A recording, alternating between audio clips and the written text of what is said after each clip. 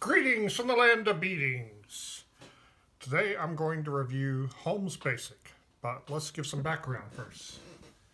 Original Dungeons & Dragons came in a box set of books that were half this size. This is a copy I made double size so I could see the large print. But it came with 3 books. 2 of them were for the Dungeon Master and 1 for the players. And so that was the original box set, but then they came out with a supplement called Greyhawk, which is not the actual game of Greyhawk, but it includes things like the Thief class and variable weapon damage, which before that, damage was 1d6 for every weapon, and after this, different weapons did different amounts of damage. And after that, there was more supplements, like Blackmore, and more and more. There were like 8 or 10 different books, and it got to be a mess. So people couldn't understand how to play it because there were too many things and too many different books. So Eric Holmes created a condensed version for his children, and he submitted it to TSR, and they published it as a box set. And this is my very first introduction to Dungeons and Dragons. I still have the box, but I don't have the book anymore. This is a bad copy I made badly. And if you look, you can see that I cut it with scissors because European paper is bigger than American paper. I don't know why, and so I had to cut it to fit in the box. But let's go through it a little bit. It's got quite a lot in it. So first of all, the classes. The classes are Fighting Man, Magic User, Cleric, Thief, Dwarf, Elf, and Halfling. And that's it. And for those of you who are new school players and don't understand, back then, races were classes. Dwarf was a class. It was like Fighter, except they're better at saving throws. Elves were a mixture of Magic User and Fighter. Halflings were like an inferior version of Fighter. I'm not sure why you'd want to play one except for role-playing reasons. The equipment list was quite small, as you can see. And when TSR published this, they knew that Advanced Dungeons & Dragons was coming out soon. So they put little blurbs throughout the book that say, well, if you want more than this, try Advanced Dungeons & Dragons. And one of them was a promise of additional character classes. There were going to be subclasses of the basic classes. Paladins and Rangers, which are a subclass of fighting men. Illusionists and Witches, which are a subclass of magic users. Monks and Druids as a subclass of clerics. Assassins, which are a subclass of thieves. And new races like half-elves, and dwarves, elves, and halflings were going to get special variations of the thief. And they promised all that. They promised all that, and they gave us more than that, except they never gave us a witch class. Now, I've heard stories from others about this awesome witch class that was in the Dragon that they had lots of fun playing, but then there was a second version that I have seen. I've not been able to find that original version, but the second version seemed pretty lame. And second edition had a witch class, which was also lame. The best variation of witch class I've seen is actually in Pathfinder, which I don't like Pathfinder, but their witch class seems to fit the legends about witches. But I'm really focused on this because they promised me something I never got.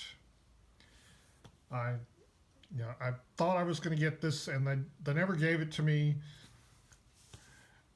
Most of what I wanted from the Witch class I got from the Druid class, and what I didn't get I got from the Magic User class, but still. They also, in Zeb's Cook's Expert set, they promised me advanced thieving abilities in a later edition, which I did get to some extent in the Thief Acrobat and the Ninja class, and in the Dragon King's book, there were some advanced thieving abilities, and in 3rd edition, you got advanced thieving abilities in spades. So, anyway, that's my gripe. This 9-point alignment thing was a new thing. Before that, Dungeons & Dragons had alignment of lawful, neutral, or chaotic, and that was it. And they added good and evil to make it a 9-point thing. This version only goes up to 3rd level, which at the time when I got the book, I didn't think that was enough. But some people like Holmes Basic and stuck with it and think 3 levels are enough. There's saving throws, spells. There's only 2 levels worth of spells for both clerics and magic users here. Armor class ranges from 9 to no armor. Leather is 7. Chain is 5. Plate is 3. And plate mail and shield is 2. Descending armor class, when it was the only armor class I knew, it was okay. I liked ascending better, except for a few things I'll mention later when I do Advanced Dungeons & Dragons. Yeah, I'm just like TSR here.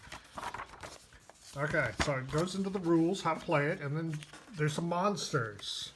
And the monsters, with a game that only goes up to 3rd level, you'd think that most of them are to be wimpy like bandits and berserkers. But there's the Chimera, and there's 4 different kinds of dragons. White, black, red, and brass. There's giants. All the kind of giants that are in Advanced. So there's a good selection of monsters, and I don't feel like anything's missing. This is enough monsters to make a good game. And there's treasure, there's magic items. It's not a lot of magic items, but it's enough to make a good game. It's plenty. Okay. And they give you a sample map of a dungeon. And this sample map is the most evocative dungeon map I've ever seen. I love this map. I used to look at it and fantasize. I even made my own version of this dungeon for Mazes and Minotaurs, but it didn't go over so well. So anyway, there's also another sample dungeon it includes a map and keyed encounters. It's the lair of Xenopus the Sorcerer, and if you look on the internet, you can find a Xenopus website that has lots of Holmes Basic stuff. It's a very good site. So there's this here, and in the back you have tables, just like mini versions of the game, so you don't have to look everything up in the book. You can just turn back to the back pages. And it also came with in addition to the sample module, it came with an actual module, the Keep on the Borderlands, which I didn't like that much at the time, but it kept me playing all these years, so I must have done something right.